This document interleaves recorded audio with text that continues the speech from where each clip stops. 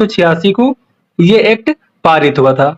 लागू हुआ है 19 नवंबर 1986 को। इसमें टोटल अध्याय जो है वो 4 अध्याय हैं, टोटल धाराएं 26 धाराएं हैं, ठीक है, जिसे हम सेक्शन बोलते हैं। ये चीज याद रखना। ये पर्यावरण संरक्षण अधिनियम जो है ये मोस्ट इंपोर्टेंट टॉपिक है साथी, ठीक है, ये मोस्ट इंपोर्टेंट टॉपिक है। यहां से 2021 में क्वेश्चन पूछा गया था, ठीक है। ईपीए का अन्य नाम यानी कि इन्वायरमेंट प्रोटेक्शन एक्ट का दूसरा नाम क्या है साथी? तो आप कहेंगे छत्रधारी कानून, ठीक है, यानी इसे हम दूसरे नाम से भी जानते हैं जिसे हम छत्रधारी कानून कहते हैं, ठीक है। अब साथी ये नोट करके पॉइंट है, इसको थोड़ा ध्यान से समझना कि 1972 में यानी कि जो पर्यावरण संरक्षण अधिनियम है इसको क्यों लाया गया, ठीक है, क्या रीजन था। तो वही चीज यहाँ पे है कि 1972 में संयुक्त राष्ट्र संघ को चिंता हुई। साथी इनको चिंता क्यों हुई?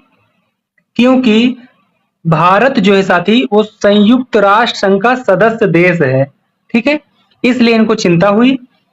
इसीलिए पर्यावरण का संरक्षण सुधार से संबंधित यूएन ने यानी कि संयुक्त राष्ट्र संघ ने स्टॉकहोम यानी कि स्वीडन में सम्मेलन किया, ठीक है, एक सम्मेलन किया है इन्होंने, वो कहां पे? स्टॉकहोम में, ठीक है, इन्होंने सम्मेलन किया।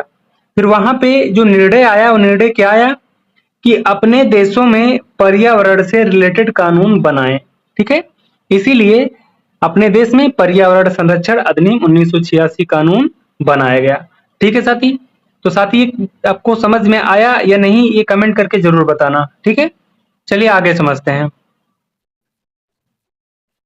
संविधान में साथी ये पॉइंट है कि संविधान में पर्यावरण से संबंधित आर्टिकल यानी जो संविधान से संबंधित आर्टिकल हैं, जो संविधान में आर्टिकल हैं वो पर्यावरण से संबंधित हैं।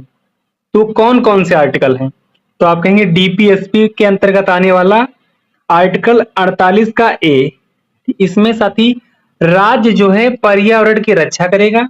यानी जो आर्टिकल 48 का ए है ये कहता है कि राज्य जो है वो पर्यावरण की रक्षा करेगा और सुधार करेगा, ठीक है, ये रक्षा और सुधार करने का प्रयास करेगा तथा देश के वनों तथा वन्य जीवों की रक्षा करने का प्रयास करेगा, ठीक साथी, यानी यहाँ पे प्रयास करेगा ये चीजें बताई गई हैं, ठीक है। तो ध्यान से इसको याद कर लेना।